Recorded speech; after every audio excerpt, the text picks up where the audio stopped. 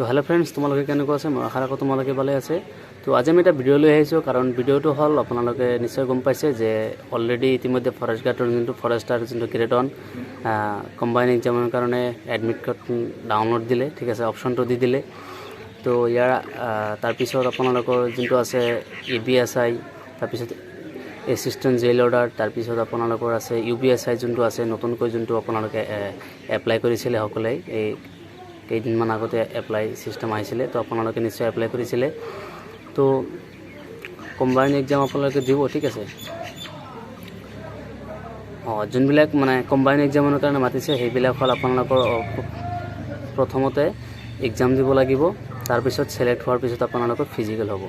তো আৰু যোনটো আছে, যোনটো ফৰেষ্টাৰ যোনটো গ্ৰেড 1 যোনটো আছে, গ্ৰেড 1টো আপোনালোকৰ ফিজিকেল হৈ গৈছে। এতিয়া ফাইনেল এক্সাম মানে এইটো কম্বাইন এক্সাম হ'লেই তাৰপিছত বাইবা হ'ব পাৰে, নহ'ব পাৰে। তো মই ভাবিছিলোঁ জেনেৰেল কাট আপটো কমি যাব, তো জেনেৰেল কাট আপটো কমি যোৱা নাই, বেছি গৈছে। আপোনালোকৰ OBC ST এইবিলাকৰ কাট আপ গৈছে, এইবিলাকৰ মানে সকলোৱে ডাউনলোড কৰিব পাইছে।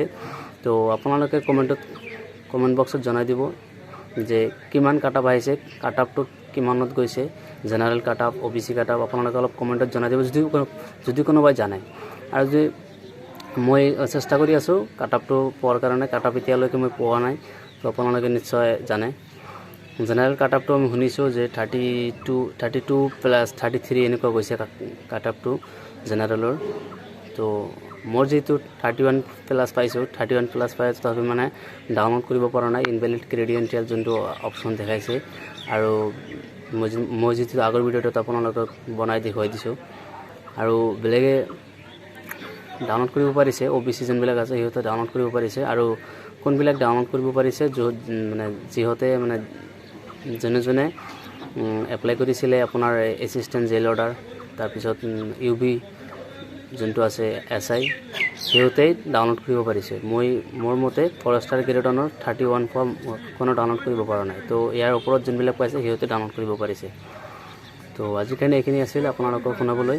তো আপোনালোকে ষ্টাডি ভালকৈ কৰিব, যিসকলে ডাউনলোড কৰিব পাৰিছে কংগ্ৰেচুলেশ্যন। আপোনালোকে ভালকৈ ফিজিকেল এক্সামখন দিব, কম্বাইন এক্সামখন দিব, ৰাইটেন এক্সামখন ভালকৈ দিব। তাৰপিছত আপোনালোকৰ ফিজিকেলটো আগতে আপোনাৰ এক্সামটো ভাল হ'লে আপুনি ফিজিকেল ভাল কৰিব পাৰিব, আৰু অট'মেটিক হৈ যাব আপোনালোকৰ কাৰণে।